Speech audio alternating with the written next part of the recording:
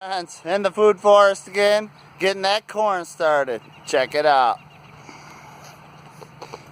Back to Eden Deep wood chip method. First thing we did was made 3 rows.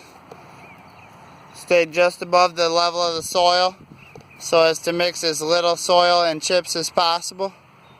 Came through by hand, cleaned out each spot 8 to 10 inches apart because this is going to be for corn. And corn's going to be about a 1/2 inch deep total, but we put them about a 1/4 inch deep, and then came through and topped them off with just a small amount of peat moss.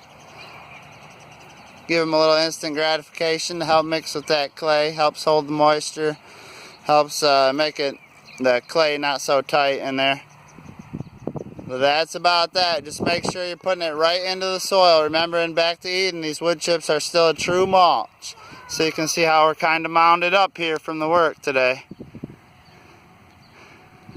And as that corn comes through and gets nice and strong, we'll spread them wood chips out around the base. Here's my little helper. He's been getting dirty today. Alright, get your corn in the ground.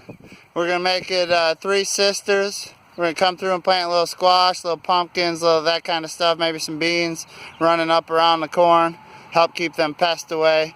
Both raccoons and the small ones, so we're going to try to confuse them a little bit. There you go, corn's in the ground. Got the rest of the 3 sisters to go yet. See you on the next one.